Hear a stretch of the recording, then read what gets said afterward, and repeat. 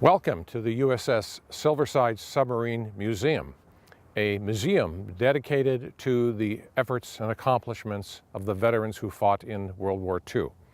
The museum behind me is a 15,000 square foot facility.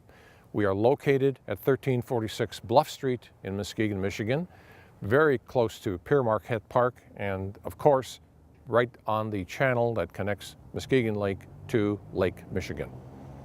Currently, there is a course on World War II history being offered at the museum every Monday night from 6 till 9 p.m.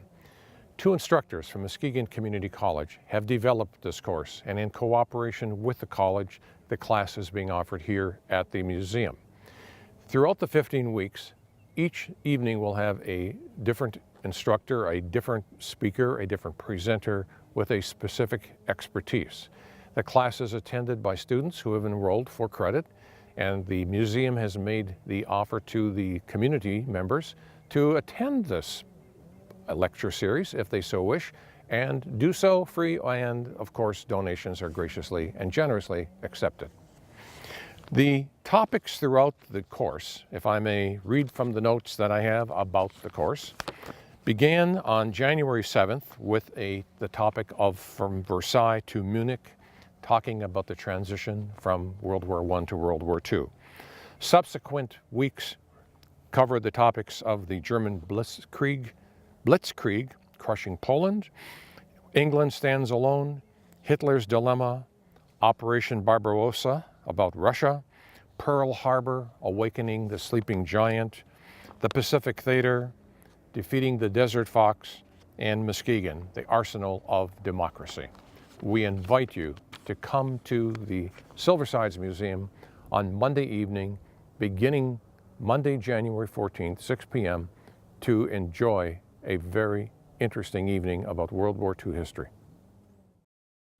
I would like to read a brief statement I prepared that in many ways I think will put a little bit of a cap on what we spoke about last week, talking about Pearl Harbor. For 2,400 servicemen, the attack on Pearl Harbor meant the end of their life.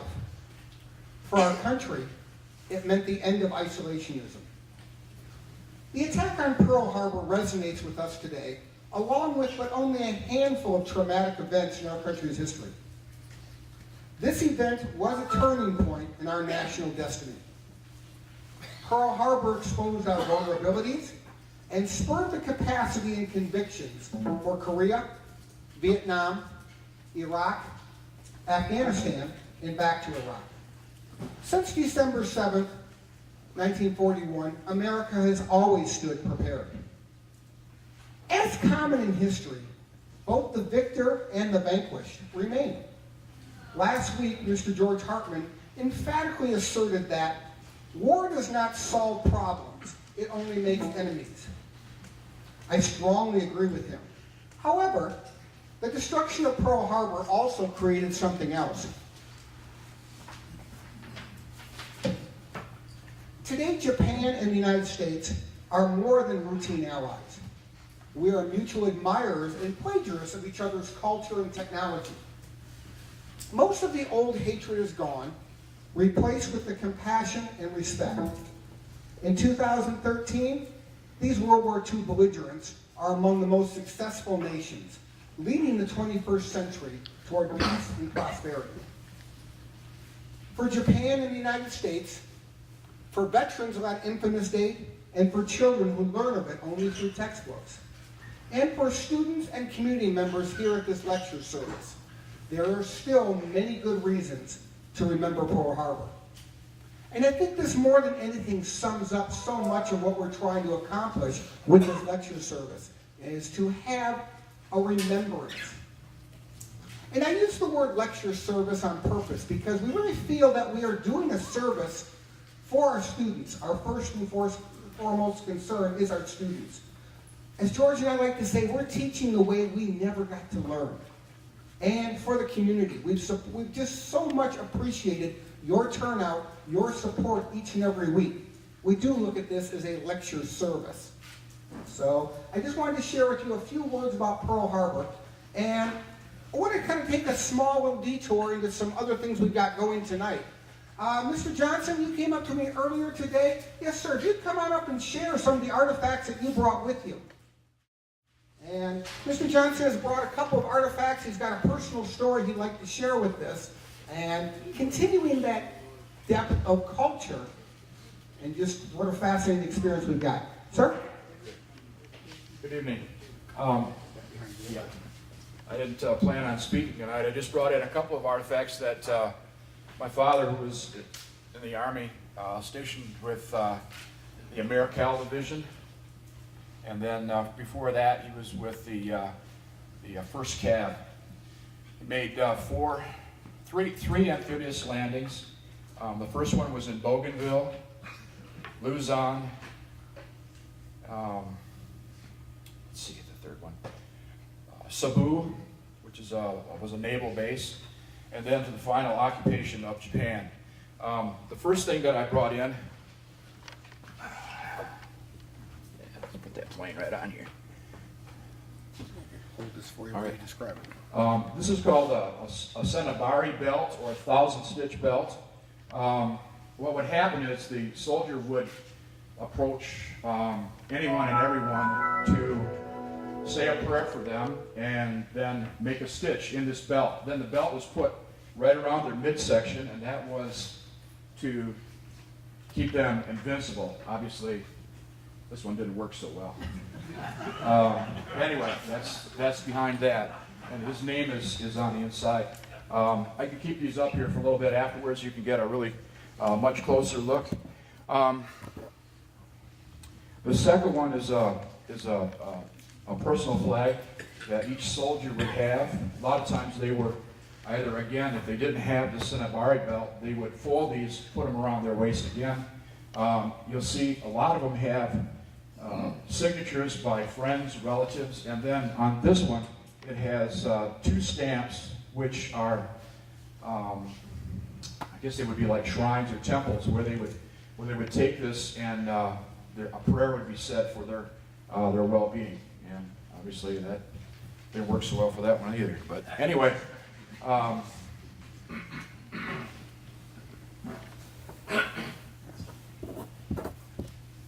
two cultures were very, very different. And the little bit that my dad would talk about it, he first of all said, it was a very dark time in my life. And really, only after we had a couple of beers, my brother and I, and my dad would talk, would he open up a little bit about this war.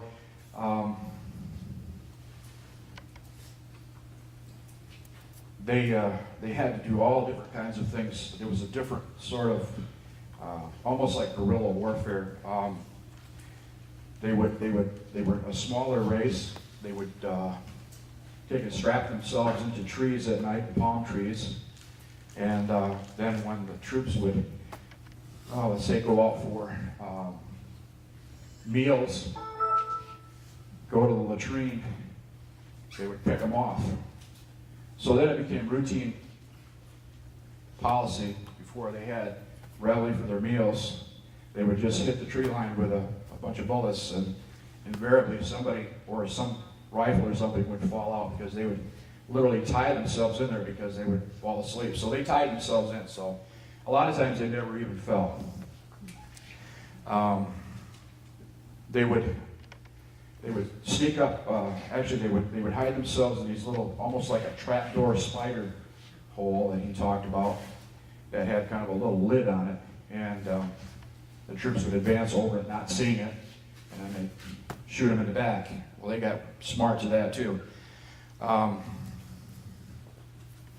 They had a little device there that was mentioned earlier. I believe it was called a knee mortar, and it was the farthest thing from a knee mortar. But my dad says that was just a wonderful little piece of equipment. One guy, he could carry a belt full of this ordnance, and they tried to get a hold of them, and they did. They used them. The beauty of it is that one guy was a mortar chief, and our mortar took 3 guys, one for the base and one for the tube, and then one for the ordnance. And the beauty of it was they could move. They were just random. They could set it down, boom, fire a few rounds, and that would be the end of that. They could never get a bead on where these fellows were. So that was quite a little instrument of death. He talked about at night, if you've ever done any camping out at night under the stars and you hear the crickets and stuff, it's like white noise. These fellows would fall asleep to the white noise of the crickets. When those crickets stopped, you knew somebody was coming in. And then they'd hit a white flare, and sure enough, the Japs would be sneaking in, a lot of times just with bayonets, and to get the guys in the foxholes. So anyway, that was one thing that they learned real quick as well. The other things is that one of the things that my dad said that they could tell when the Japs were sneaking up on them at night was that they could smell them. A lot of these fellows, I don't know if anybody has seen that movie Letters from Iwo Jima, but these poor guys, they hadn't showered in like over a year, so you could just imagine. So they knew that too. They had a different philosophy of fighting as been brought out. Surrender was totally unacceptable, and they just wouldn't quit. My dad served. Well, they found out, I guess, according to his draft papers before the war that he was drafted, he was he spray-painted file cabinets at Shaw Walker right over here. So what do you think he did for a while? Spray tanks, trucks, Jeeps. Well, they need a BAR man, Browning automatic, heavy-duty weapon, support weapon. So what does that do? That draws an awful lot of enemy fire because you're putting out the most bullets. Rather hazardous. Well, we now need medics. You're a medic now, Mr. Johnson. So they put him through medic school. They had a Red Cross, front, back, all four sides. And he told me, he said, that was like putting a bullseye on his helmet. Two reasons. One, the Japs figured that would be very demoralizing to take out one of these medics. Number two is that if they took him out, he might be able to save 7, 10, whatever troops that were maybe be wounded that could still continue on and continue to fight. So he didn't care for that either. He turned down sergeant stripes towards the end of his tour. And I asked him, why did you do that? Why, higher ranking pay and all of that? He said, it just brought more bullets to you. They saw the stripes and they saw the rank. We're going to take out a sergeant. So he turned that down as well. And it was a dirty mess over there. And he talked very, very little about it. But I think we have to have a lot of respect for the people that were over there that suffered through that heat and the bugs. And he said there was a little yellow spider, he said, killed more guys than you could imagine. And they always kicked their boots out. If they ever took their boots off, always kick your boots off and tap them against something, because invariably something would crawl out or fall out. And so that was another. Those are all things that they learned real quick. And I can't think of it anymore. I just said it was a mess, and we were losing. We were losing that war until we stepped up. They were losing out because he had to fill in the ranks of the Americal Division, which was pretty well decimated. We're going to win tonight, damn it. We're going to Midway. Absolutely. Thank you.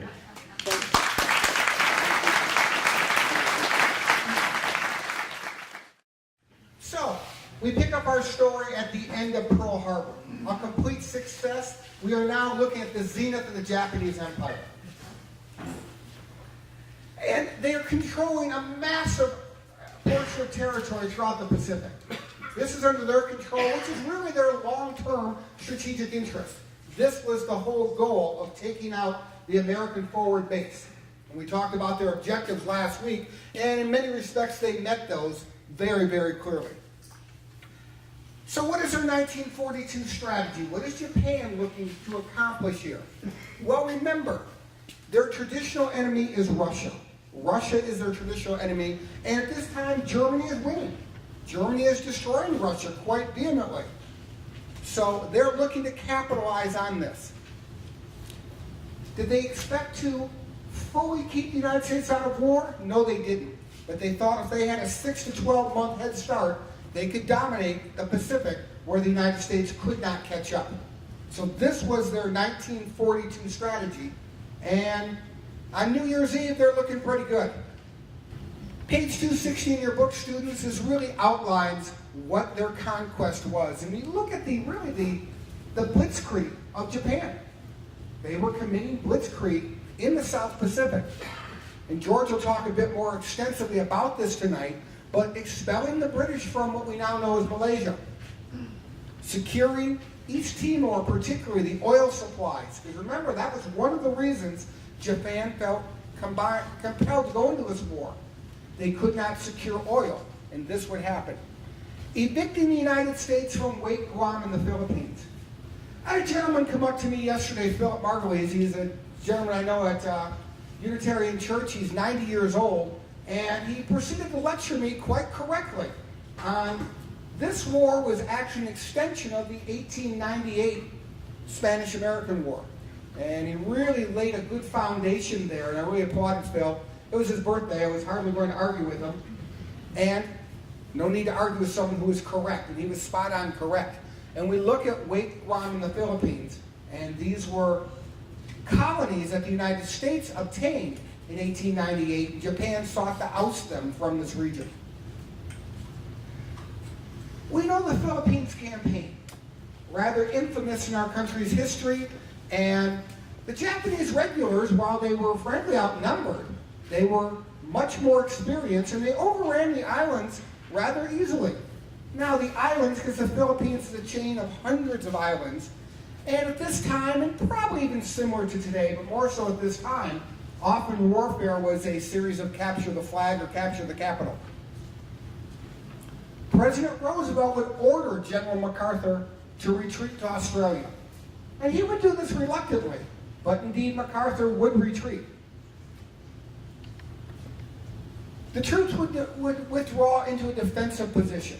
And when you look at the Bataan Peninsula, it's a peninsula of one of the main islands, and they were there in a defensive position really to hold out until MacArthur or someone could return with proper reinforcements. Well, unfortunately, that return would not come quick enough or fast enough, and many of us have read of the Bataan Death March. In a nutshell, again, it is a forcible transfer, a march across the peninsula. And while we do focus on the Americans quite extensively, remember, we were 1/5 of the population that were being marched. And every account of this journey is just as gruesome as it sounds, thinking of the weather conditions, the humidity, the lack of water, lack of food, disease, and keep up or suffer the consequences. This would be used quite effectively back home in propaganda. I think it's wrong to allow us to think that Germans had the market cornered on propaganda. It far predates the Germans, certainly very effective use in 2012. But these were the type of recruiting posters that were issued. Needless to say, we're angry. We're damn angry about this. We know word trickles back to what happened. And this Bataan Death March will not go unanswered. We're going to send our best.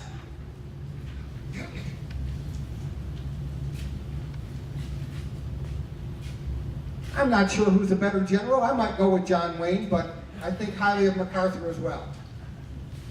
And we would see many of these type movies that would come out after the war.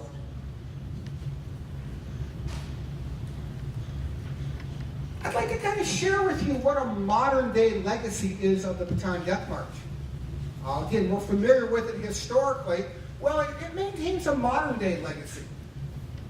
The state of New Mexico lost approximately half of all the marchers on that. Many of the soldiers were from New Mexico. And thus, for the last 27 years at White Sands Missile Base in New Mexico, they have held a memorial march, a commemorative reenactment of this.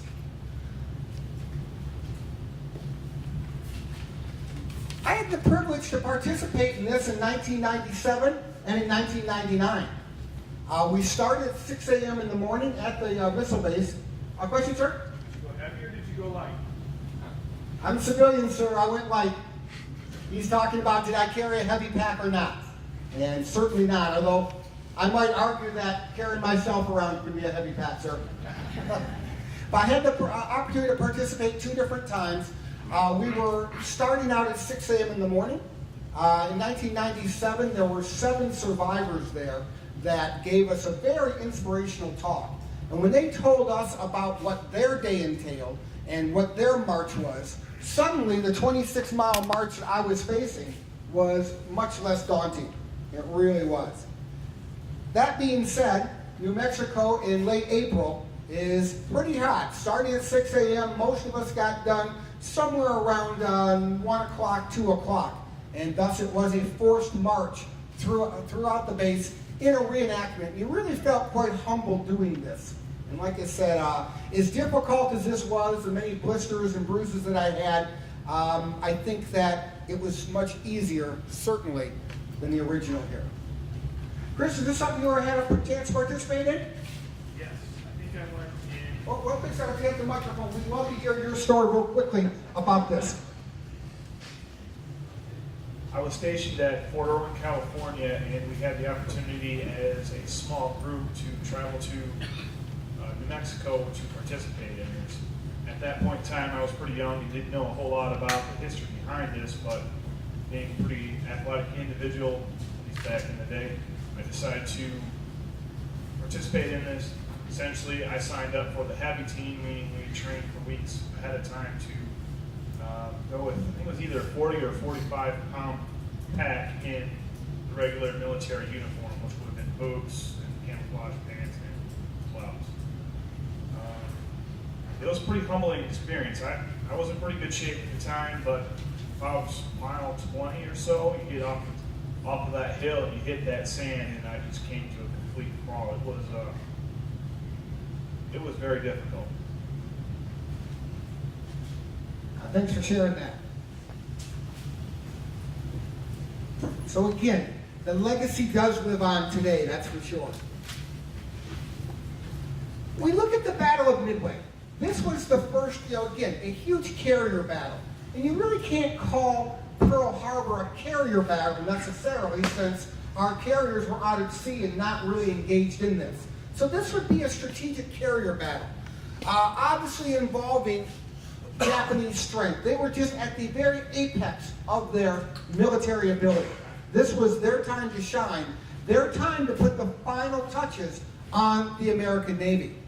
And we're going to ask John to come up real quick. John Stephenson brought here a couple of planes, and he asked him to sort of share a little bit about what these planes are and how they factored into this Midway carrier battle. Thank you. I'm John Stephenson. I'm on the board at the USS LST 393 Museum, which is that big camouflage ship down at the Mart Dock. We have thousands of artifacts from a wide variety of military actions. Of course, it's a World War II ship, so the focus is kind of World War II. And one of the things we have a lot of, more than 50, are these large-scale aircraft models, and I'm going to hold up 2 that I brought today. This is a Douglas Dauntless SBD, and SBD means Scout Bomber Douglas, of all things.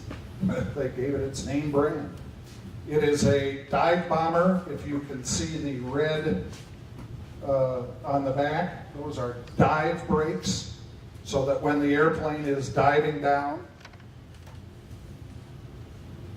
and dropping the bomb below the propeller, as you can see, it can slow down and be in control enough so that it can come back up. That's what the dive brakes are all about. The Dauntless was one of the many obsolete American airplanes that fought at Midway. Not the worst, it was actually pretty effective. The Japanese Zero, A62M is this model, was a long-range fighter, and it was the class of the Pacific. There was no fighter in anybody's arsenal that could touch this airplane. And they tore up the American squadrons with some ease early in the war. Now the carriers, the Japanese carriers that arrived for the Midway fight had Zeros, and the Americans had Wildcats, which was an obsolete fighter plane, replaced by the Hellcat, which was an outstanding fighter plane, maybe the greatest of World War II. And they had dive bombers, which were the Douglas Dauntless, and torpedo planes, which were called the Devastator. And those planes should have been retired in 1938. The Battle of Midway was won by a combination of self-sacrifice and incredible luck. Because you may have heard the story of Torpedo 8. That was a squadron off of one of the American carriers of Devastators, these obsolete 100-mile-an-hour airplanes that went in against the Japanese carriers at low level, because that's how you deliver your torpedoes. You got to be right at wave top. And the Japanese Zeros came down out of the sky and shot every single one of them down. They got no hits. One man survived that entire squadron. But the Japanese airplanes were down. And the Dauntless were up. And at that moment, they were changing bombs and torpedoes on the Japanese carriers, and the Dauntless squadrons came straight down and delivered their 1,000-pound bombs right onto the Japanese carriers in a space of a few minutes. The Japanese went from the masters of the Pacific to on the defensive for the rest of the war. Thank you, and really well done. Don't walk away, I've got a couple quick questions for you. But this just further illuminates how this is working with our community, having various partners. John with the LS-393, we really appreciate that. In 2 weeks, remember we're off next week. What are you guys doing? Spring break, yeah. In 2 weeks we'll be back, and we're going to be talking about the Italian campaign as well as Northern Africa. And could you introduce just briefly Dan Wyko? Tell us about Dan, and he'll be presenting for us in 2 weeks. The speaker in 2 weeks is the USS LST curator, and I should probably also say creator, because he was the driving force behind taking a rusting old Highway 16 Hulk that was sitting at the MART dock for years and years, and turning it back into the American historic treasure that it is. They built 1,051 LSTs during World War II. There are 2 left, and we are privileged to have one of them in Muskegon. It is a veterans museum that can be toured. Not now, it's freezing cold on this ship, and I can tell you that because I was there yet. But we're open May to October. Again, we have thousands of artifacts. Dan was the founding father of this and continues to be the curator. He has he's a engineer graduate from Purdue, and doesn't care from high school at all. And has a master's of history focusing on World War II. He is a nationally renowned purchaser of artifacts, collector of World War II artifacts, and is extraordinarily knowledgeable. He takes people on tours of Washington, D.C. He's taken tours of Normandy. He knows his stuff. You will learn a lot from Dan in a couple of weeks. Thank you very much. And again, just another display of this Muskegon community partnership. So the Midway Carrier Battle. As you can see, the goal of Japan is to establish dominance, and they have every expectation of doing so. And if you were a betting man, which is where I'll be next week on your spring break in Las Vegas, you'd have every reason to bet on the Japanese.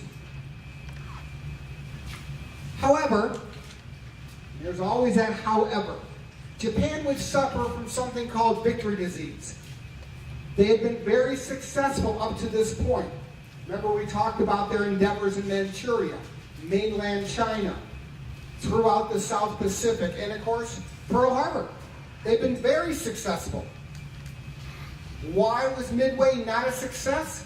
Well, several reasons. One is they didn't keep it simple. They were very, very overly complicated. They sent a diversionary force up toward the Aleutian Islands, and sometimes straying from simplicity could be a problem. And again, the divided force. While they had a powerful Navy, as well as their Air Force attached to it, when they're divided, they're not nearly as strong. And you've got to understand that technology is working on our side at this point. We're breaking their code that they're not aware of. So there's several reasons, but I think more than one. If I had to bet on one, it would likely be right at the top. Overconfidence. So this would be an astounding American victory. How so? Well, Japan's goal was to destroy the U.S. fleet.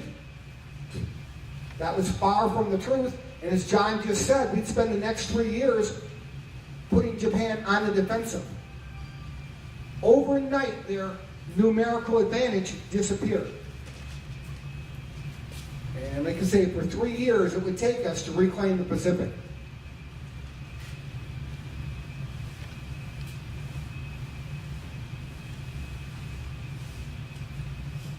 This was greatly needed for all the obvious military reasons, but also for morale. American morale needed this victory. We truly did.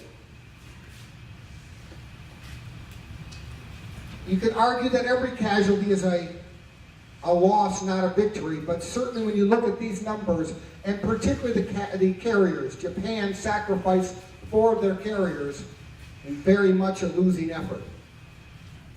And if you notice, I've got under Japan, their planes and their pilots. They suffered a similar challenge that Germany did. They could not replace their pilots. Replacing their planes were challenging, but the pilots, having trained aircraft pilots, was really becoming difficult for them. And as we would learn later in the war, there'd be a reason for their change of tactics. So when you look at this map, we start over on our right here, and we see Pearl Harbor, and it's nothing but a continual pushback the entire way. Now remember, when this is happening, you don't know it's going to take 3 years. You don't know if it's going to take 3 months or another decade. You don't know that the future battles would virtually all go toward the Americans. But certainly after the loss of Pearl Harbor, this was a huge success, and we would start that pushback. And now, really, America is in the war. Really, you can call this game on, particularly in the Pacific, and because we don't know it's going to be overwhelming victories. We know that the numerical advantage is gone away, and now we're looking at 2 even competitors in the Pacific, which probably brings us back to Admiral Yamamoto. Remember, I mentioned him last week, and he was the chief admiral for the Japanese, who had studied at Harvard, and he studied American industrial capacity. He was a professor at Harvard in the 30s, and probably knew as well as anyone on this planet what the American industrial capacity was. And it was he who uttered those words, "We've awakened the sleeping giant." So that's all I've got right now. What we're going to do is change a little bit we're going to bring Dr. Frank Marzak up here. He is, of course, the director of the museum, and he's going to announce another special guest and special presentation that we have. Thank you, Chris. The Submarine Museum has a board of directors. We have 14 members strong. We have 3 submariners on the board, 2 of them who are from the World War II era. And one of them is here tonight. His name is Don Morell. And Don is going to speak to you for a few minutes. Don was 17 years old when he went into the Navy in 1944.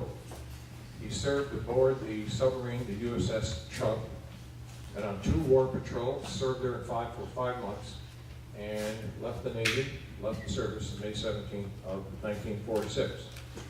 He and his wife, Margaret, have been married for 51 years, I think, did you say? Margaret, you're hiding in the back. That's Margaret back there. She has me at every meeting. And Don completed his career working in this part of the world and leading the air conditioning business along with Margaret. So, from that era, Don Morell, would you please come on?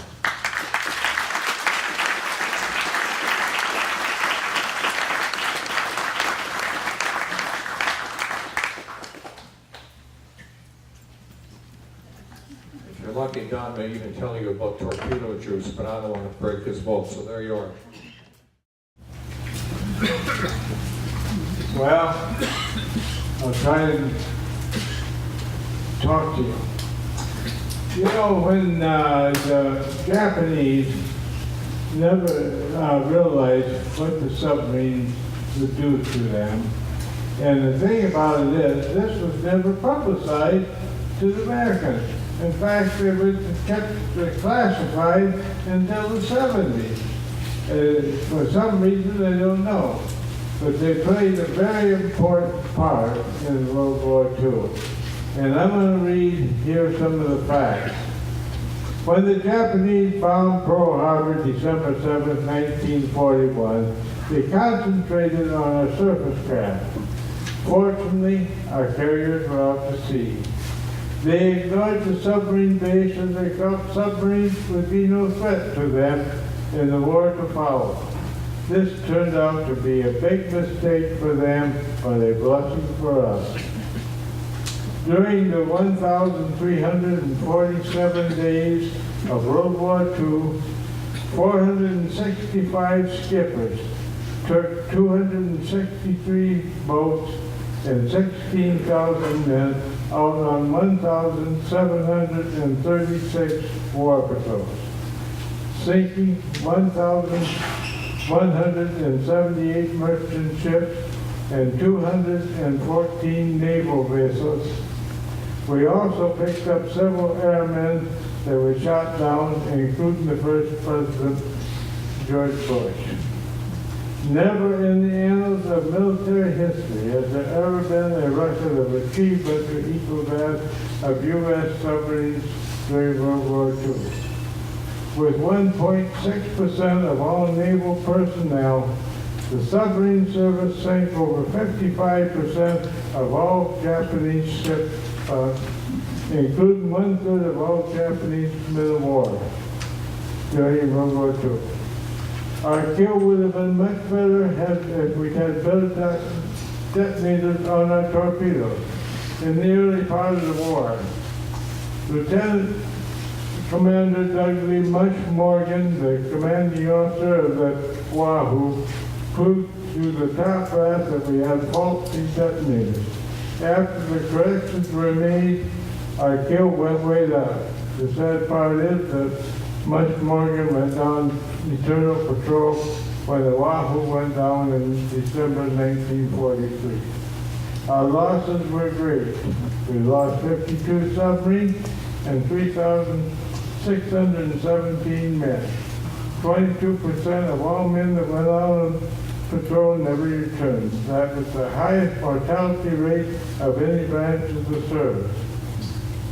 To quote Admiral Chester Nimitz, we will never forget it was our submarine that held the line against the enemy while our fleets replaced their losses and repaired their wounds. President Roosevelt said when told the secret of our success, our submarines, and said I can only echo the words of Winston Churchill. Never have so many owed so much to so few. I got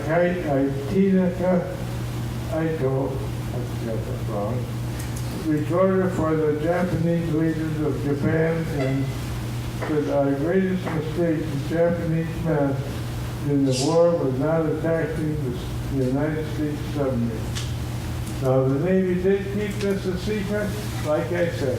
I was reading the patrol reports of the jump just a couple of days ago, and I see they were only declassified in 1972.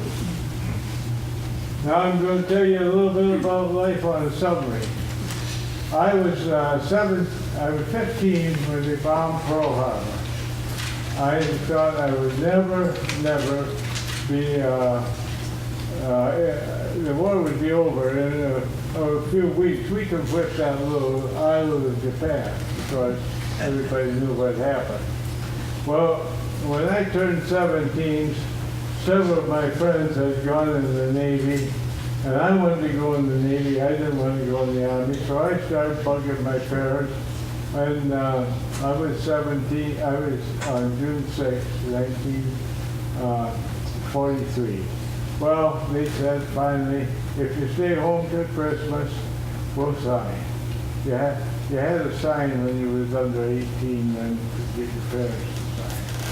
So I went in January 11th, I think the date was. It was the early part of January. And I went to boot camp. I went to, after boot camp and my boot leave, I went out to California, and was there. You're only supposed to be there 3 or 4 days, you're gone. But somehow my pay records were messed up, and I was there a couple of months, I must have been. I got on the troop ship, went to Pearl Harbor, was there, and they took our whole bunch up to Barbers Point because there's not room in OGU at Pearl Harbor. And we did about 2 days, and all of a sudden, it was after supper that night, this guy come up and yelled, "Morale, Campbell, pack your sea baits, you're going." Just the two of us. Why, I don't know. They took us down to the submarine base and put us aboard the USS Holland submarine tender. Well, when we got there, they put us in the deck crew as passengers, not as a member of the crew, but passengers. And because the boatswain said, why are they taking on passengers? We're not leaving for a couple of months, we gotta go in Dutch time. Well, it was around the end of May, we left, we went to Midway. We got on Midway, and then they assigned all the bunch there to different places, and there Campbell and I were left, standing there. Just one guy, an officer, come over and asked us if we wanted submarine service. Yeah, we might as well get off the island somewhere. If you've ever seen Midway Island, it's about 1 mile wide and 2 miles long and nothing but a coral beach. Coral, there was nothing there. So we were there, and I was there. They put us in a relief crew. Now, I'll explain a little bit about the relief crew. When a submarine come off war patrol, they would each compartment, the head of the compartment would make a list of everything that was needed to be done, and so the crew, they left the boat and went to R&R. If it was in Hawaii, they were at Pearl Harbor, they went to the Royal Hawaiian Hotel in Waikiki Beach for 2 weeks. If they was in Australia, they had a couple hotels downtown Australia, which was the best liberty you could get. Anyway, we was there in that relief crew. During that 2 weeks, the relief crew had to repair anything that needed repaired clean the boat up and we had 2 weeks to get that boat ready for the next patrol. Well, after that, they were supposed to transfer off about 20% of the crew. Now, the guys in the relief crew were all submarine men. Some of them were just out of submarine school. Some of them had made several war patrols. Some made a few war patrols. But they were all submarine men drawn to submarine pay. By the way, we were the best paid of anybody in the service. We got our 20% sea pay and a 50% on top of that hazardous duty, which amounted to 80% over our base pay. So we were pretty well paid for our duty. Anyway, they would take about 20% of the crew off and take another percent, and then the submarine would take about, it'd be about 2 weeks it would take for testing out everything and loading for the next patrol. Well, after I was on Midway then until the 1st of December, and they went, the squadron had lost so many boats that we had 2 relief crews on the base. They put us on the, half of us on the tender, and we went back to Pearl Harbor. And we've done it, by the way, on the Proteus going back. That's a pretty famous tender, maybe a lot of you have heard. We was in Pearl Harbor for, well, it must have been the first part of February. We left on the 1st of December. It must have been the first part of February. We got on the tender Gilmore, and we went to Brisbane, Australia, as passengers. And our whole relief crew. Then we got on the train there, and we went by train to Perth, which is completely across the country. It was completely across the country by train. Now that's an experience that takes a long time to tell, so we won't go into that. But because we was on the desert probably almost a week. Drop it down. Yeah. Bring it down a little bit. There. Okay. There. Good thing you got fun there. Anyway, we left there, and our tender come in, and we would refit the boats for a very short time. That's when I got on the job. Now the job was a fairly new submarine. It was the Bolero class. This is the Gator class. The Silversides.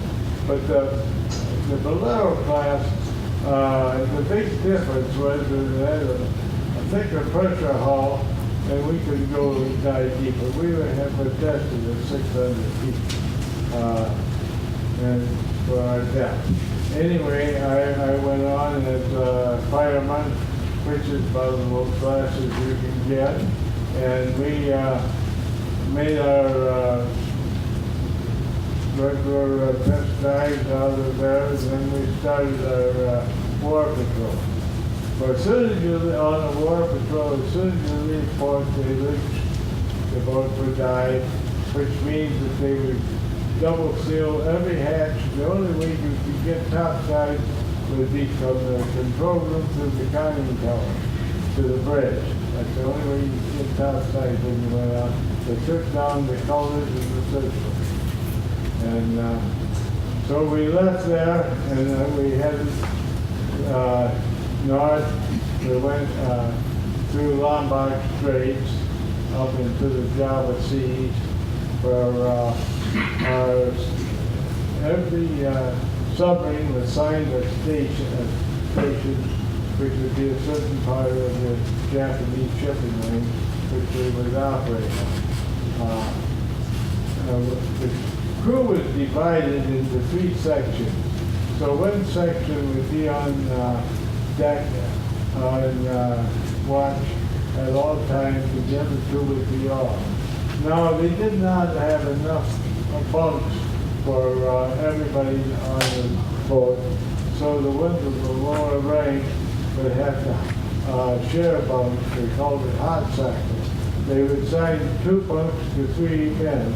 Well, 1 man would be on watch, and so the other 2 would always have a bunk. But when you got off of watch you come on. The other guy just got on, the bus would be still hot, but that's the reason it was a hot side. Anyway, we operated there, and we was a job at sea there. And our first contact where we missed, but the second one was a small freighter, and we sunk it with torpedoes. Well, after we sunk it, our skipper got on the speakers and said that when he was riding on the train going to New London to take command of the job, well, he was sat with a gentleman. They told me he was taking command of the submarine. The gentleman pulled out a bottle of old granddad's whiskey and said, I want you to sink this the first time you sunk the Japanese ship. Well, now, I don't think the skipper wanted the story to be told because he was sorry after. Anyway, he told us that, and he broke out this bottle. He said, I'm going to drink some, but I'm going to put it out, and there's a couple more bottles, so each one could have one drink. Well, that didn't happen. When they did that, they drank that bottle real fast, and everybody that had a bottle in their locker drank them out, and before long, the other crew, there was not too good shape. So we went down, we sat down on the bottom, and that never happened again. Until the crew was ready to go again. Anyway, we finished that patrol, and we ended up in Subic Bay, which is just not too far from Manila. And but you see, a submarine tender was actually a submarine base. When the tender could do a complete refit on the submarine, like the Subic Bay, when they took the Philippines, they pulled a couple of tenders into Subic Bay, and they had submarine bases there, so we could go in there and get a refit. I know two other guys where they had an R&R on the base, and these two other guys, we hitchhiked to Manila from the airport. We went there for a couple of days. By the way, we went right by where the Bataan Death March was. We didn't see much of it, but we just went by and where it was. We finished up there and reset and went back on our next patrol. On the first patrol, I stood lookout watch all the time. And then on the second patrol, I got my regular duty. I was on the auxiliary crew, and I stood the air manifold watch. Well, we went out there, and Pickett was small then. There wasn't much. The major trade merchant ships was all very strong, and we had to go close to shore and get the small ones that they were hauling. Because some of them we just sculls the open sculls being pulled by tugs. We sink the boat and sink the tugs too. But anyway, we got, we was operating with the forehead, and let me see, it was August 6th of 1945, when the forehead went down. The last submarine that went down, and went off a carrier bomb. On August 7th, they caught us on the surface, dropped 2 bombs, and just belting us, and that was the closest goal. We've been depth charged before, and never had anything as close as that. And that August 6th, I believe, when we dropped the first atomic bomb on Hiroshima. But anyway, that was then August 15th. We got the ceasefire. We would submerge. We surfaced in the morning and or at night, I should say. We surfaced that night, and the skipper about 10 minutes after we had surfaced, skipper's voice come over to put up the ship's flag, fly the colors, the war is over. So that was it. Now, the skipper used to write poetry when he was in War Patrol, and it was kind of quiet. And he wrote a poem about the bomb being found to his and I'd like to read that to you.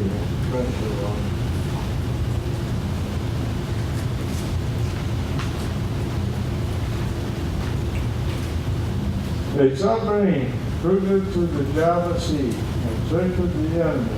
Where can he be? We have the advantage over dangers afar. With no worry, we have radar. The topside is manned by men we can trust, with sunbathing bridgewash dreaming of lust. The skipper soon heard an alarming sound and looked up to see to meet on throng. The day-old snapped to the shifting gears as shiny black bombs just cleared our ship. And as look out saw the bomb flash from his station, he made a dash.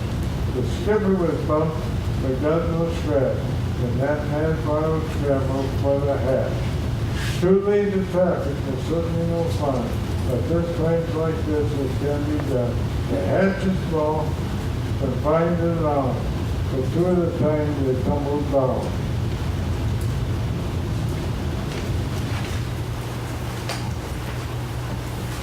The explosion of the bombs nearly ended our day, but we didn't prevent radar from having his way. The routine report adding confusion to the trail, all clear on the radar, clear every trail. You can depend on our radar, tests and truth, but many men in heaven were different from you. Lucky we were the bomb missing mark, tense moments of waiting, the hours looked dark. Quick clicking and acting by the two we all know drove the sub out of danger to safety below. The OOD remembered the job incomplete, sounding the diving run at 70 feet. A close calls and yet there was no share. They are tough on the nerve and silver as the hair. True, the experience full of wisdom we learn, but to me, what a hell of a way to learn. Morals of the story for those we forget, the bucks are for dreaming, the bridges for not. All right. This evening we're going to continue on. Kurt really set the stage for us quite appropriately.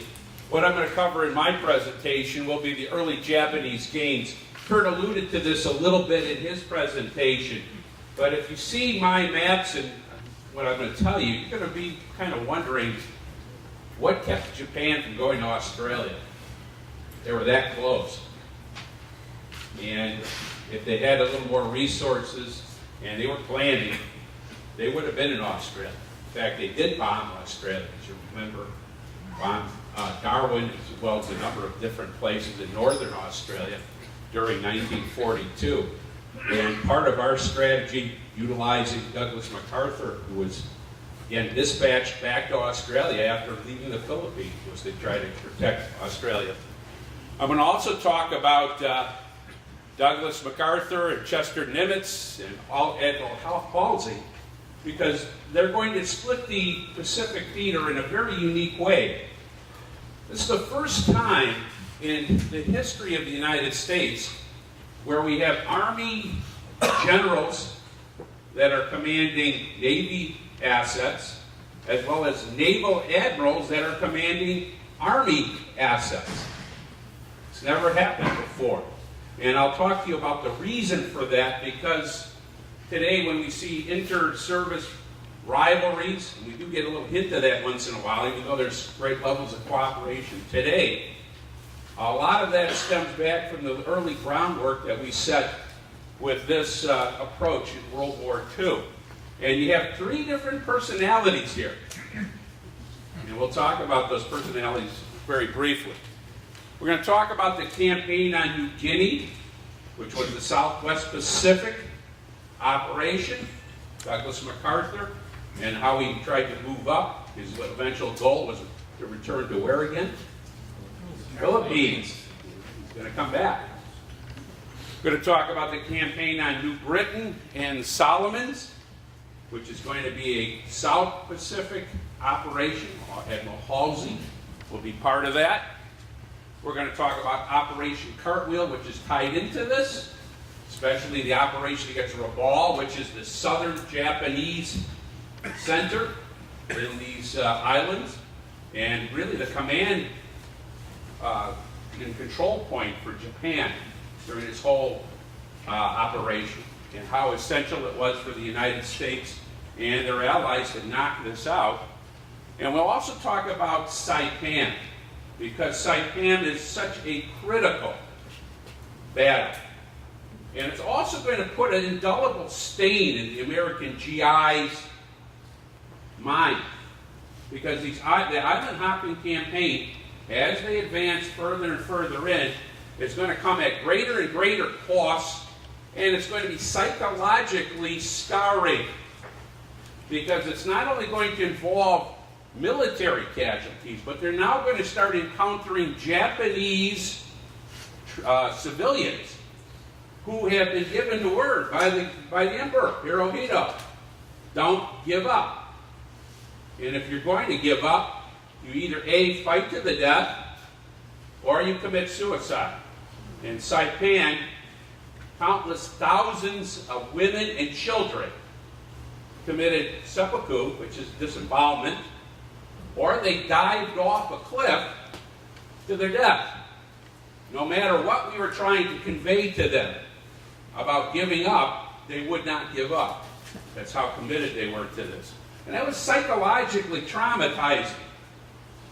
Imagine being a GI or a dog face and you come from Iowa, where you have a great value for life, and now suddenly you see people diving off a cliff who are not involved with the combat. They have no reason to. You're not going to shoot them. So how this all plays together. Now we talked, and Kurt alluded to this, the big score that Japan wanted in 1941, early 1942 is the Dutch East Indies. To put it in perspective, it's the fourth largest oil reserve in the world at that time. Japan has no oil.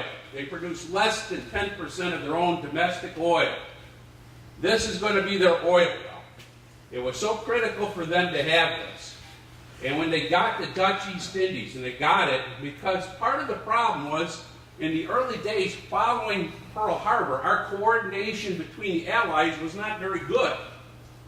We had the Australians, we had the Dutch, and we had the Americans. And each one had his own perspective on what should be protected.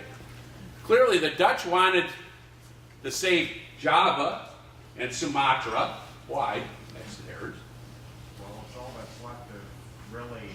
But please, you can add on later. I appreciate your help. Add on later.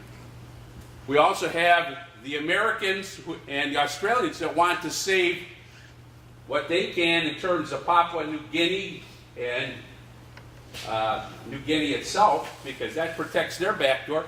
And we want the British to save the Singapore, because it is one of the largest places in that area. It's a British colony. So they have locus of control issues. What should we save? How should we save it? And where do we draw the line? So that became a problem. And in fact, the resources that they were throwing against Japan has the naval resources. Kurt was very emphatic about this. This is pre-Midway. They have the carriers. We have no battleships. We have carriers. We have an aging Air Force. And we're not able to put up a sustained fight. So they're going to be very easy about getting this. Now, the Japanese also have some auxiliary motives. They want to harass and try to take Ceylon and also India. Why? The largest colonies outside of Britain are where? India, Ceylon, big British colonies. They can take one of those. What is it going to do to morale on the British side?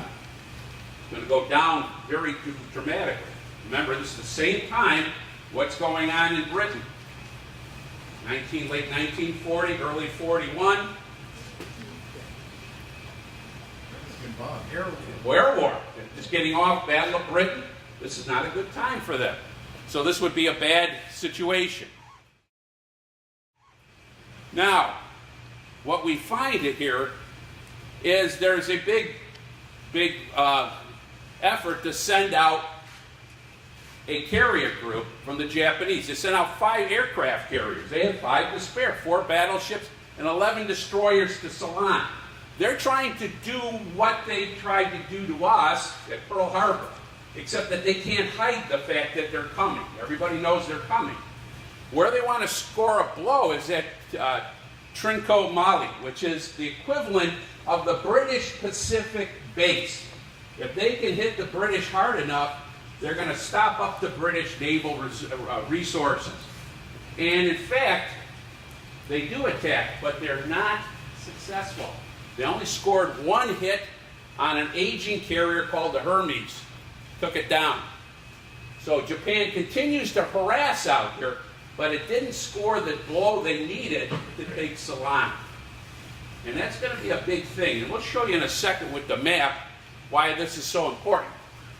Remember, these islands down here are very close to, especially down in this region, are very close to Australia. Now, if you get past Sumatra, go on the other side, it's clear sailing right to where? Ceylon, India. So the hope is, by the Allies, is to keep a Malay barrier, as they call it, a line of defense to try to keep the Japanese from penetrating further south. Now, what's going to put a little fly in the ointment as time goes on, the Japanese are going to restructure this map a little bit, because they're going to take assets over here in the Netherlands, New Guinea, and they're going to start coming down to Papua New Guinea. Remember, New Guinea is the 2nd largest island in the world. 2nd largest. People don't realize this because we have that western orientation. It's 2 times the size of Alaska. Can you imagine that? An island 2 times the size of Alaska, with only about 80,000 people living at it at this time. Most of them in northern New Guinea, which was the Dutch colony, the Dutch New Guinea, as opposed to the Papua New Guinea, which is pretty much uncharted Australian territory. Okay? So keep that in mind. So the Japanese, their first operation is to try to move on New Guinea and the Solomon Islands. They call this Operation Mo. Their objective was to drive a wedge between Australia and the United States. Remember that they're trying to supply Australia by doing kind of a right hook around these islands, coming in through the Fijis and supplying Australia from the east coast of Australia and the northeast section of Australia. Now, if the Japanese are in between there, they're going to be harassing what? The shipping lanes. So if products aren't going to come through, and this is going to put a crimp into our military. Because remember, our military assets at this time, the only staging place we have left in this part of the world is in Australia. And this is where Douglas MacArthur's been put up. And he's been given control of the Allied troops by this point in 1942. He's been given control of the Australians, what's left of the Dutch. This is his to start dealing with. Now, Operation Mo is very successful for the Japanese because they gained Tulaga and Port Moresby, which are in the southern part of New Guinea. Now, this is getting way too close to comfort for the Australians, because now you're getting within aircraft striking distance of Australia. And if you get bombers coming over, that's going to mean that you're going to have to defend. So this means that they're going to have to jump into action. Well, where they confront them is at the Battle of Coral Sea, where they put out our Navy assets against the Japanese, and we repulsed them from Port Moresby. Now, this gives you a little bit of an idea of where I'm talking. Port Moresby, down here, on the southeast section of Papua New Guinea, and the Tulaga is on the other portion up here a little bit. The idea is to try to keep this section from going to the Japanese. If you see the dotted line, the next element of the Japanese attack is to take the Fijis, New Caledonia, and the New Hebrides, and then you now have cut off the shipping from Hawaii to Australia. So you see how critical this is to maintain and keep the Japanese bottled up and to eventually start pushing back. Well, we're not in position to push back yet because we have suffered such devastating losses in 1941, early 1942. We're now just starting to crank up our shipbuilding operations. Well, to build a battleship, that's not like building a car in Detroit. That's not, 8 hours of manpower. You start in the morning and the finished model comes out on the assembly line in the evening. It doesn't happen that way. It takes months of time. Plus, you want to build ships that are going to be superior to what the Japanese have. And that's going to be the big thing.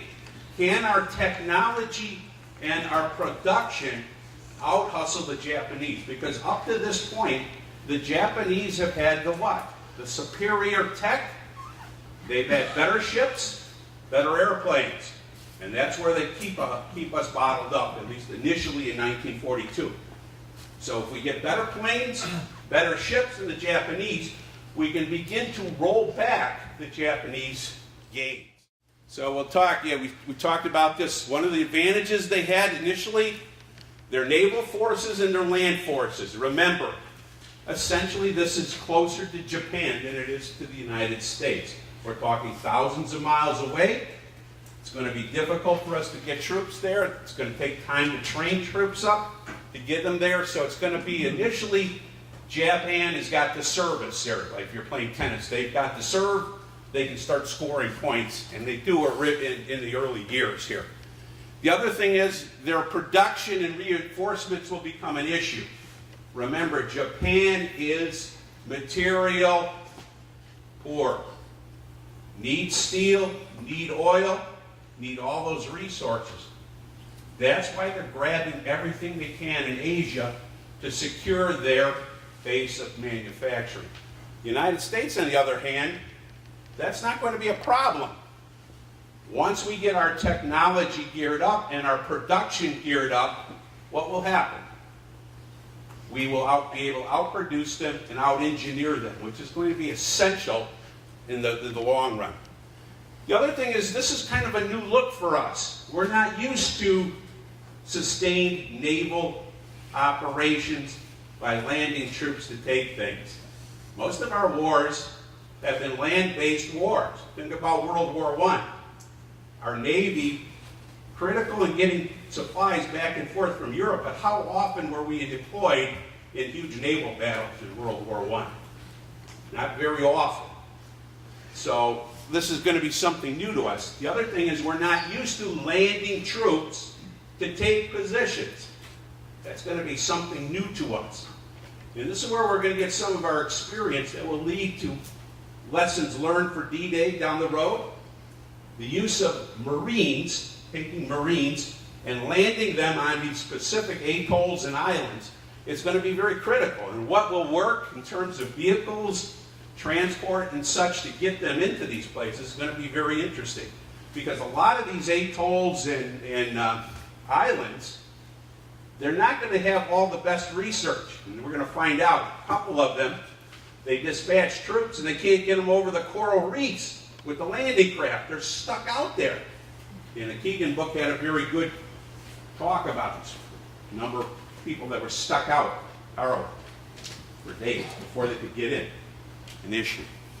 And the other thing is this terrain tends to favor defenders as opposed to offenders or offensive troops. Why? Jungle, high mountains in the top. Most of these islands, because they're volcanic islands, they were formed by volcanoes. So it's going to be hard to go from one side of an island to the other side. We're going to see this repeatedly because a lot of times these islands had 5,000 and 6,000 and 7,000 foot summits in the middle. So you have to make repeated landings from all sides of the island with different forces to try to capture these islands. And they're not very wide in some cases. I'm going to show you some maps today. Some of these islands are only 800 to 1,000, 2,000 yards wide. They're little slivers. And you wonder how they were able to put the Japanese put an airstrip on a little sliver of an island. Well, it's all but an airstrip. Nothing else is hardly there. But they needed that for their campaigns and their supply and their eventual thought about bombing. Now, the United States in March of 1942 realizes they have a leadership issue. One of the issues is, how do you get people to cooperate? We've never had that level of cooperation, the interfraternal fighting, Navy versus Army. It's been the longest rivalry in football for a while. How many years have they been playing in academies? Better than 100 years, perhaps, in football. How do you get two competing groups to start thinking together? Because they both think they do it better, right? Well, they did this by making a decision of splitting it, at least initially, into two groups. One, the Southwest, being the territory of Douglas MacArthur, famous general. Everybody loves him, right? Or at least they think they love him. Except if you worked with him, I gather he was all up and no smoke. Right? Versus a very businesslike Admiral Nimitz, who was not flashy, very serviceable, a kind of a guy that did his homework, got the job done, was an unsung hero behind the scenes, and was loved in Washington because if you gave it to Chester, it got done. He did the job. Kind of a quiet guy. Now, remember, MacArthur comes from a very long line of family members who have been in the military. Father was a Medal of Honor winner.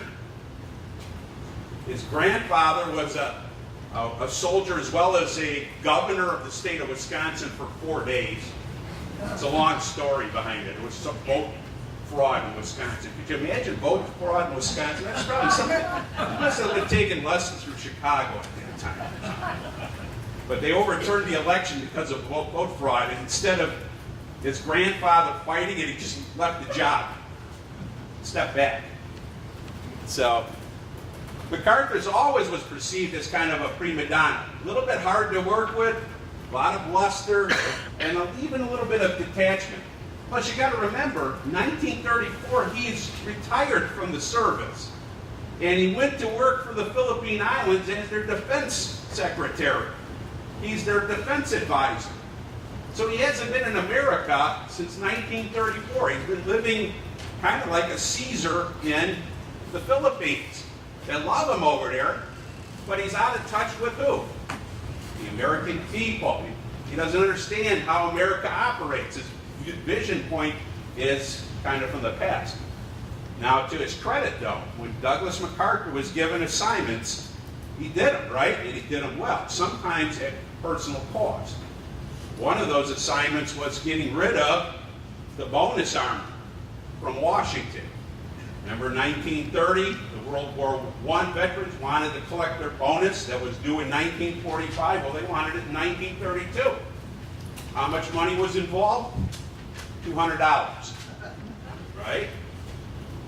Don't have any money, $200 in the Depression looks rather large. And what did they do? They marched on to Washington to get their money. Now, here's the contrast in leadership, right? Corncob pipe versus, dress blues. There's a little difference there. Okay.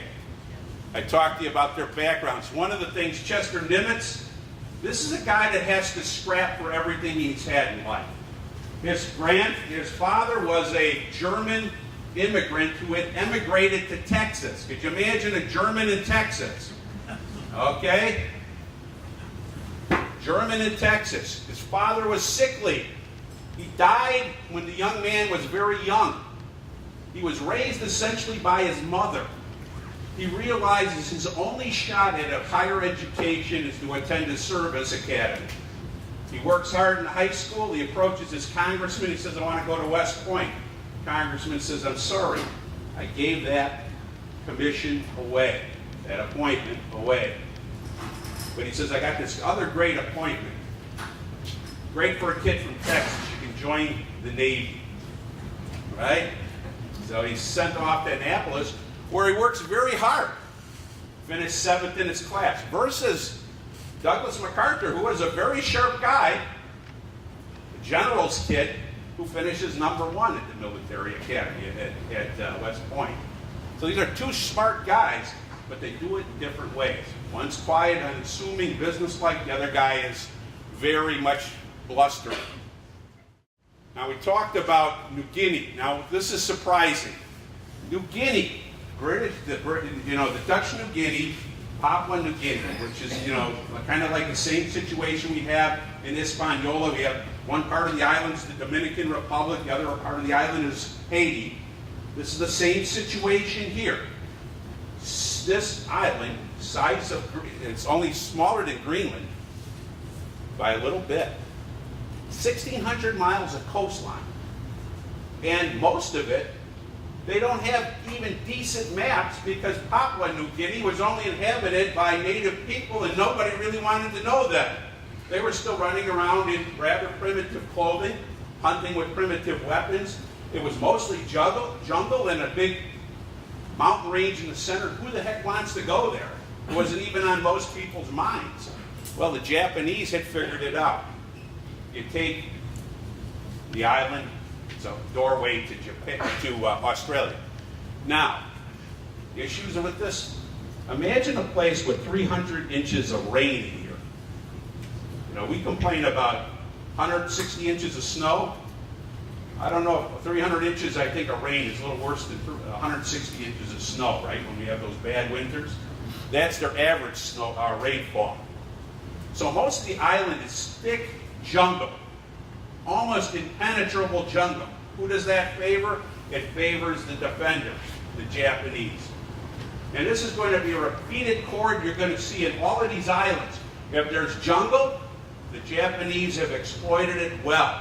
They've mastered how to make good defensive positions because they realize they're not going to be allowed to retreat. This island is going to be the perimeter. It's part of the Japanese defense perimeter, which I should have pointed out.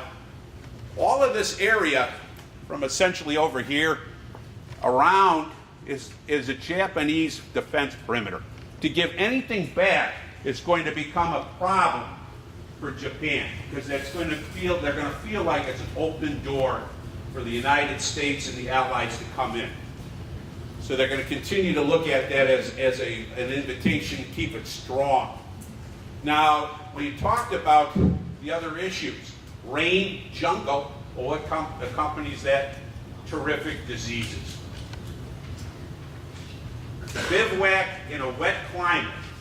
And many of you that have been in the service, or maybe you were a scout and you got wet on a weekend, and you get cold, and then you get warm, and then you can't have good food, and you can't keep good sanitary conditions, everything goes downhill quickly.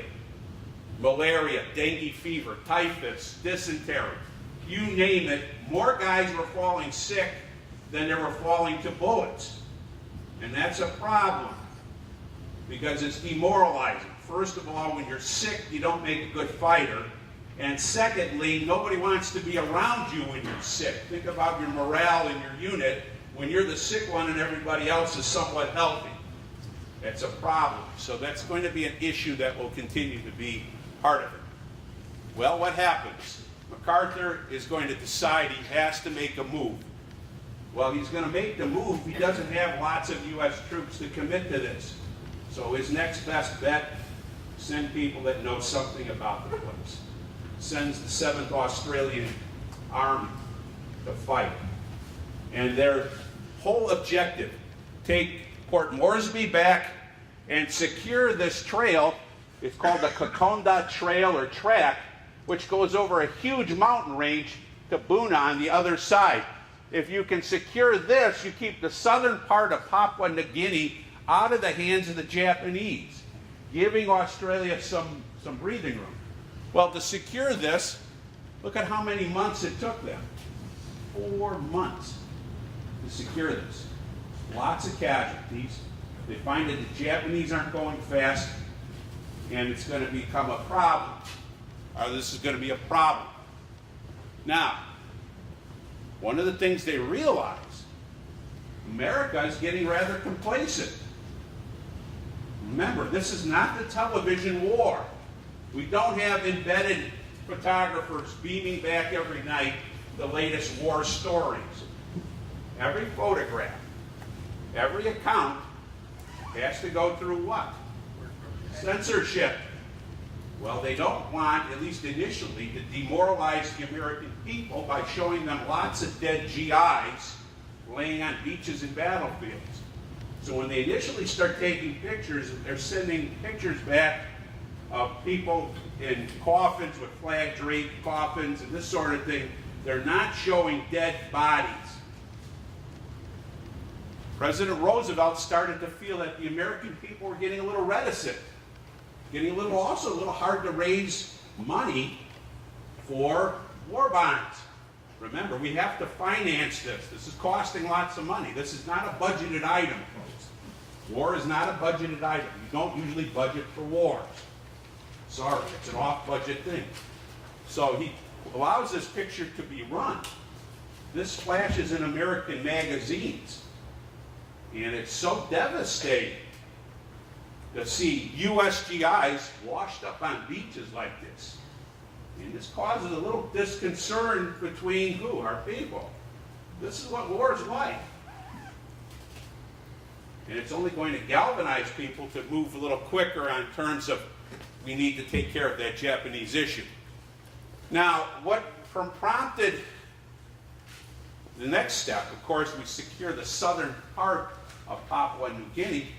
The next thing that's going to strike us is that on Guadalcanal, which is adjacent to this, Japanese are building an airstrip.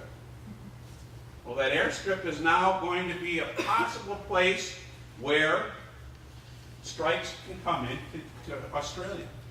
And this is going to prompt the Allies to move even quicker. 1942, they decide that they're going to start moving towards Guadalcanal to eliminate this air base that the Japanese are going to be building and to get the Japanese out of there. And this is going to be part of a strategy that's going to be employed to get the Japanese out and begin an island hopping campaign. New Guinea was the first. Try to get New Guinea secured, but it's so large. Remember how large New Guinea is and how inhospitable the geography is. It's going to take some time. Well, you have Guadalcanal, which is adjacent to this. That's going to be a bigger problem. You just get back to that little map on Guadalcanal here, and you can get a feel for how bad this is going to potentially be. Now, up here, Guadalcanal, which is right up here with a little red spot. Actually further southeast of New Guinea. Well, this is going to prompt a response. They're now going to divide the theater into 3. And they're going to put a new player on the map. Who's that new player? Admiral Halsey. So we're going to have MacArthur coming up from the southwest, Halsey from the southeast, and then we're going to have Nimitz coming across eventually from the east to the west, coming across through the islands. The idea is to kind of throw off the Japanese. And the decision to unleash Nimitz, we're going to talk about that a little later in the presentation. Now, one of the problems Japan has throughout this whole thing is keeping these troops supplied. Because by the end of, about the middle of 1942, we start putting vessels out, and now we're starting to build planes that are going to be harassing these resources. So what the Japanese do is they start responding by supplying their troops by evening shipping. They realize if they put in shipping lanes from Rabaul and other places, which are close by. They can do 2 runs a night with support from their airplanes. Now remember, the Japanese are more comfortable at flying at night than the United States is. They've had more experience. So this supply is going to be called the Tokyo Express. They call it the Tokyo Express, if we do at least. They call it the rat transport. And they're going to supply their troops this way. Now, as time will go on, we will begin to start intercepting those transports, both by ship and by plane. And our convoys will start, our naval convoy groups will start kicking them up and start sinking their ships. And this is going to make supply very difficult for the Japanese. Throughout 1943 and 1944, the Japanese are fighting on essentially fumes on some of these islands because they cannot get transportation off the islands. They can't get resupplied. You're wounded, you're pretty much stuck. So they realize that they're in a desperate situation. They're going to have to take care of what they have with what's available at the time. Now, what we see is there's going to be a series of naval battles. One is going to be off Guadalcanal, which is going to be a heavy set of battles. Both the naval battle of Guadalcanal and Tassafaronga, which are going to involve a series of devastating naval fights. Now remember, at this point, Japan still has an advantage in ships. We send out 13 ships to take on Japan at Guadalcanal. We lose 11 of 13. But we do sink a couple of carriers of Japan, which now causes the Japanese to reevaluate their situation. They can't keep losing ships at the rate they are. And when you lose a carrier, you're not only losing the ship, you also lose what? Pilots. You don't have the pilots, so the pilots become a problem. So more ships go down, more pilots are lost. Pilots take a long time to train to be effective, and this is going to continue to be a problem. By December of 42, Japan is going to feel that it cannot sustain Guadalcanal. And this is one of the rare times they strategically withdraw from Guadalcanal. One of the few islands they give back. Now this took a lot of effort because some members of the Japanese High Command didn't want to budge. They were not interested in budging. But calmer heads prevailed. Now these are the kind of conditions you're fighting in, folks. 300 inches of rain, everything's a swamp. Motor vehicles, tanks, they're very ineffective in this sort of thing. And then plus, look at the jungle behind. It's the thick woods, and then later on you get vines and other things. This is not a good place to be. So you're going to have to comb these grounds slowly and methodically, and you're at the mercy of the defenders as opposed to being an offender here, or an offensive unit. Now this was on a cover of Life magazine. And pretty much signaled that this is a nasty fight. And there's no animosity, there's no love for your opponent. It's all animosity. That's a Japanese skull propped up on a U.S. table.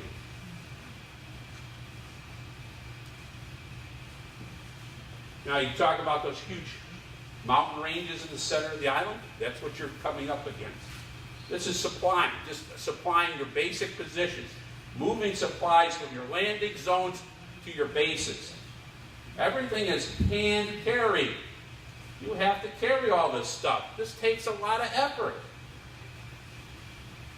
It's effort that you're not spent fighting. Now, another objective that we're looking at is the Japanese have a huge center of control on the island of New Britain.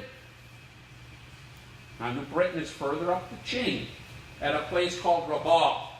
Rabaul is the center of all of this. Everything that the Japanese do in these islands, whether it's New Guinea, whether it's Solomons, whether it's any of these islands, they're going to revolve around their headquarters in Rabaul. Everything goes to Rabaul and from Rabaul out. The Allies realized very quickly that if we do something here, we have to take Rabaul and we have to get it quickly. Now, what's surprising, and it's really emphasized in the Keegan book, we had more troops in the Pacific than we do in the European theater. Well, where are we getting pressure on opening a second front? 1943. Europe. The USSR is squawking, we're doing the majority of the work here, and you guys are, where are you guys? We're waiting for you. Well, of course, Casablanca, they have the discussions between Roosevelt, Stalin, and Churchill, and the decision is made that we can't continue to keep pumping troops into the Pacific at the rate we're doing. We better divert some of them to Europe because we need to start the second front. And that's going to make a strategic change. Now, part of that change is going to involve a pincher's movement for Rabaul, trying to have Halsey come up on one side, MacArthur on the other, and catch Rabaul in a pincher. Now, this is not easy. It's going to all take time. All of these islands do not fall quickly. New Britain takes New Guinea takes almost 2 years to sustain the operation. And a lot of these other places, the Japanese are going to be so well dug in, it's going to take months at a time and heavy losses that are going to discourage quick movement. So we talked about the realignment, 1943, they realigned. Nimitz is made the overall theater commander. He's in charge of everybody, he oversees the whole operation, but he's primarily responsible for the Pacific, Central Pacific, coming across. MacArthur still has the Southwest Pacific, and Halsey has been given the South Pacific now as his objective. His objective is to move up the Solomon Islands. MacArthur is to pivot out of New Guinea, go to New Britain, and to go to Rabaul as quick as possible. Now, when we say quick as possible, that's not tomorrow. All of this has to be fought for. It has to be moved on. It needs resources, people, machinery, etc. So this is a big, big problem. Now, fortunately, and Kurt alluded to this, we had a strategic advantage. You talk about the power of technology and brain power. Well, we had broken the Japanese code, ultra, and we knew what the Japanese were planning. One of the big things that we were able to sustain and grab was the fact that their leader, Admiral Yamamoto, who's the brain trust of their Pacific movement, he is not going to be making a trip by plane. And what happens? We dispatch our aircraft and we shoot him down and kill him. Big, big thing. It's kind of like getting bin Laden, except in the old days this is better than getting bin Laden. We got the brain trust of the Japanese. He's killed. And this is going to be really crippling because you don't have that great wisdom. Remember, this was the Harvard professor that understood the inks. He knows what the United States is capable of doing. His counterparts don't. And that's going to be an issue throughout this campaign. The Japanese going forward are not going to really understand the buildup and the United States strategies. That's going to be a big issue because when we get to the Marianas Islands, why the heck do you send your complete forces with your aircraft to try to take on in one big battle the United States fleet 2 years down the road? It's not a good idea, not a good strategy. So by June of '43, we're starting a plan called Operation Cartwheel, involving both Halsey and MacArthur trying to sweep into Rabaul. And it's essentially like a cartwheel. It moves in a circular motion. Well, we're going to have Halsey coming up, Solomons, MacArthur coming out of New Guinea into New Britain, and we're going to knock them out. Remember, the idea is to get to Rabaul, but for Halsey, it means jumping island to island all the way up the process. Let me see if I got I don't have a good map back there. I'm going to go back just a second. I want to pull back my map so you can get a feel for what I'm talking about. So that means moving through the chain of the Solomons. Notice, you start at Guadalcanal, how many more islands do you have to go? 1, 2, 3, 4 to Bougainville, which is a primary objective. And then secondly, you've got to get from Bougainville over to New Britain, which is the red sliver over here. That's going to take a while. That's what we're facing. Halsey's got a big task ahead of him.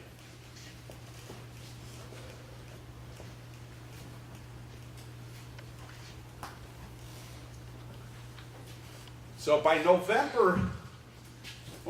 October of 43, we are starting to make some momentum. Some of those islands in the Solomons were not as well protected, not as well defended by the Japanese. And Halsey was able to make some great progress, except when he gets up to Bougainville. And Bougainville is a tough one. It's a hard battle to fight there. By November of 1943, we're starting to close in on Rabaul. The Pinchers is starting to close, and that's going to start making the difference.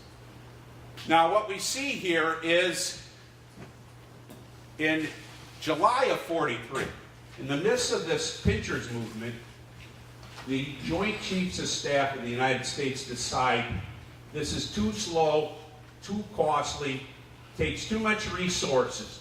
We've got to find a better way to do it.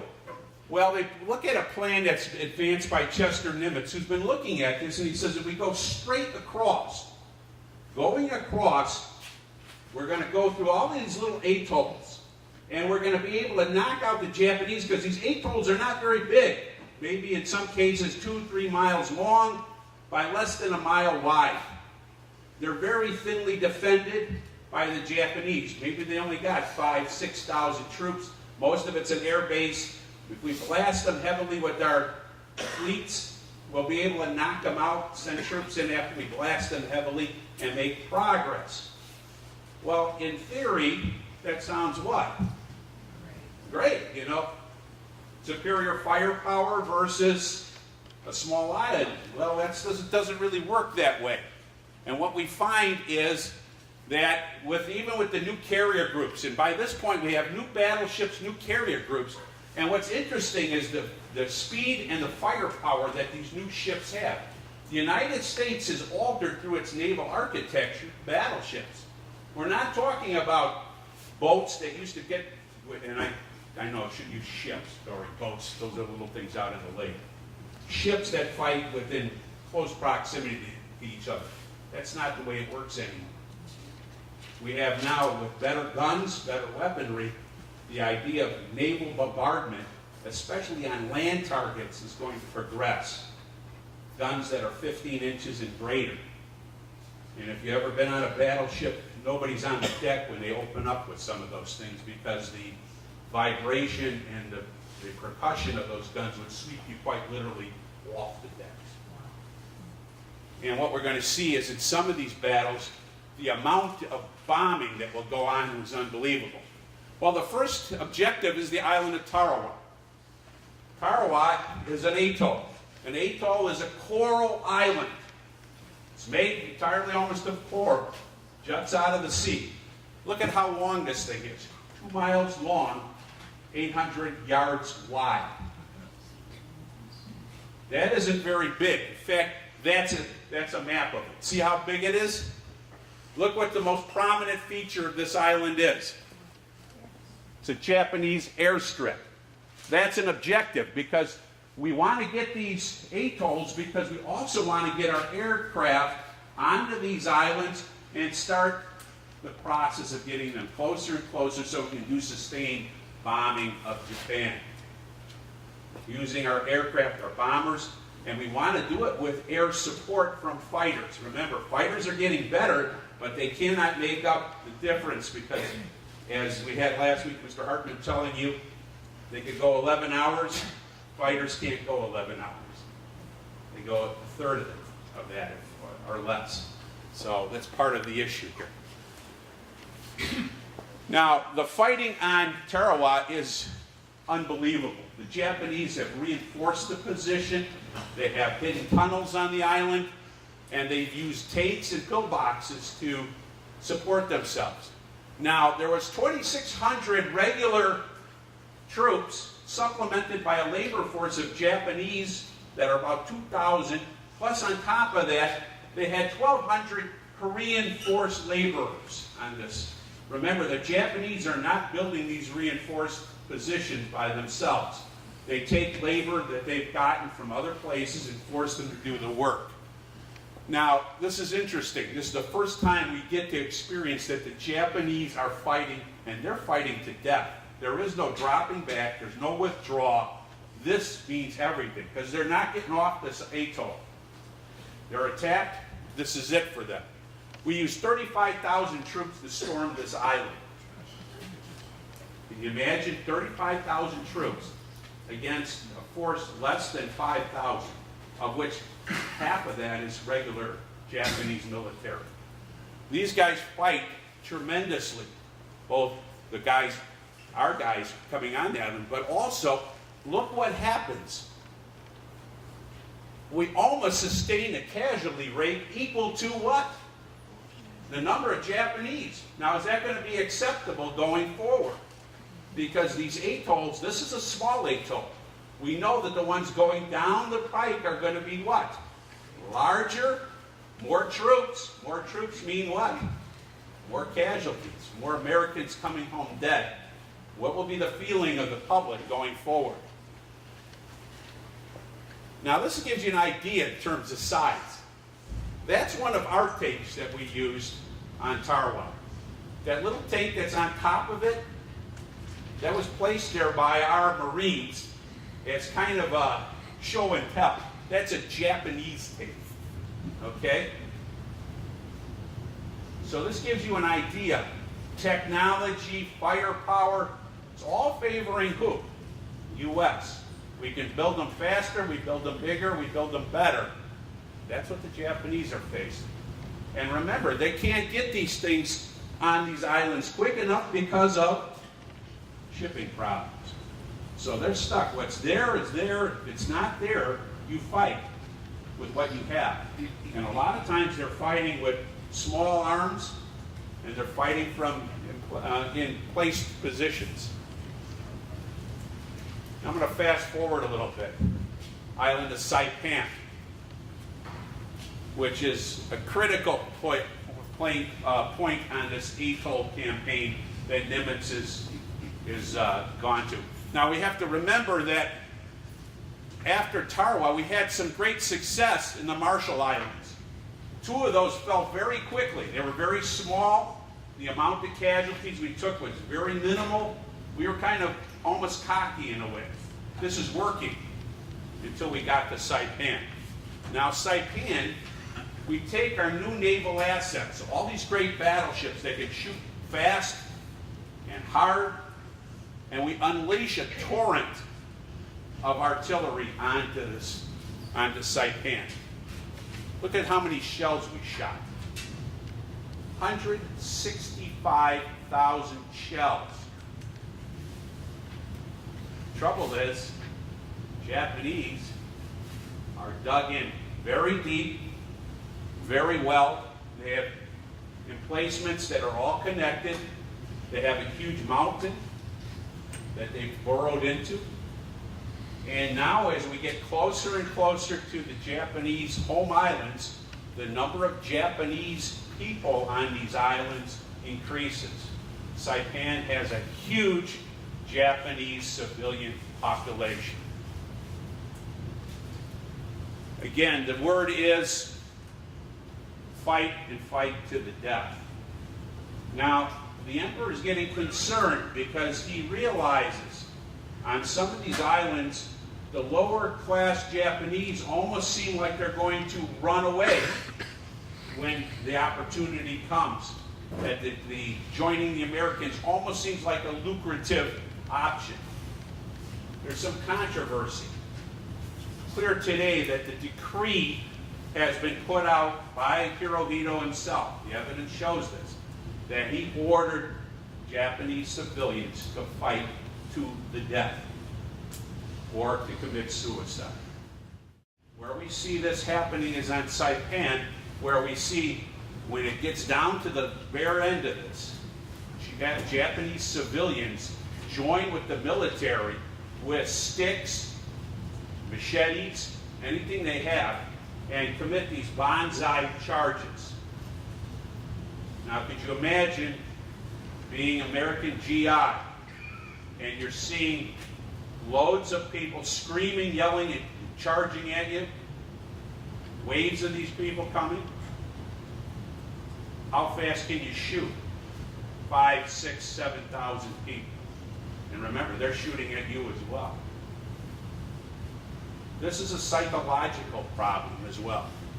One of the other issues that we start to see with Saipan is you can't get anybody to give up. You can't reason with women, children, anybody. If they're not fighting, they're committing suicide. And this has got a psychological toll on American as well as Allied forces that see this. Women killing their infants and then killing themselves. That's got to be very critical. And this is starting to reshape the thought about how do we get involved, how do we fight. Well, as bad as Saipan, the battle for the island it was itself, and that island fight starts in June. It doesn't subside until July 11th.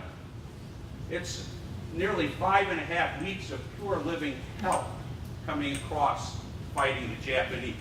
First few days we made good progress, and then after they started encountering these emplacements, it became more and more difficult to get them to surrender or to give up or to fight them to the death.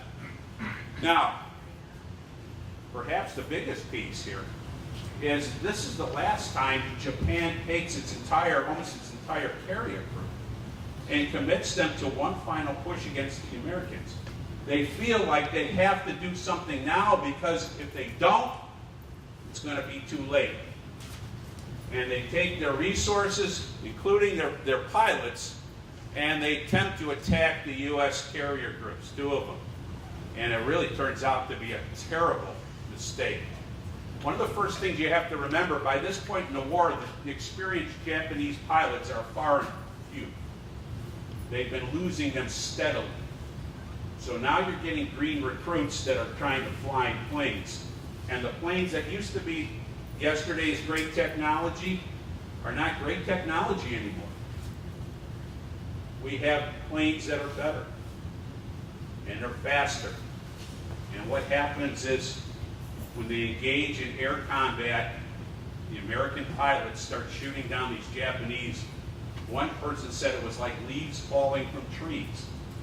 Well, another guy said, boy, reminds me of back home when we used to shoot turkeys. It's a turkey shoot. Well, look at the losses. 630 aircraft, we lose 123. That means there's 630 less planes Japan has after this engagement. Where are they going to get these planes? Same place now that we're starting to bomb Japan. It's getting more difficult. There's no resources, no pilots.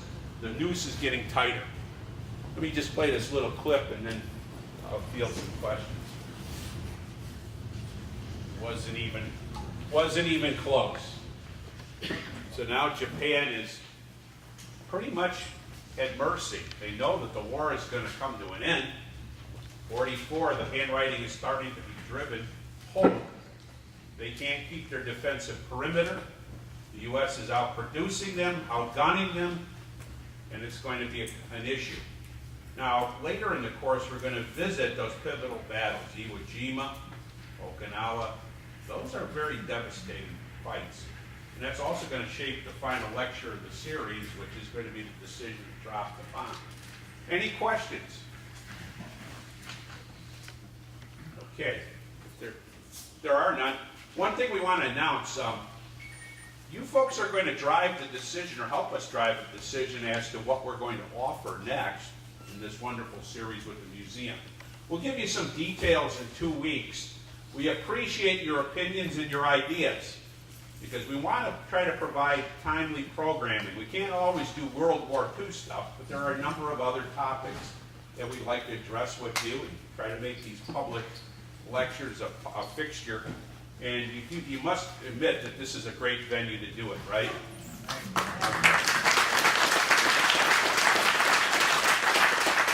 Okay, well, without any further ado, if no questions, we'll see everybody in 2 weeks. Bring a friend next time. Let's fill this up again. Oh, well, if the box is out there somewhere. If we didn't clean your pockets out last time, we always can take some more.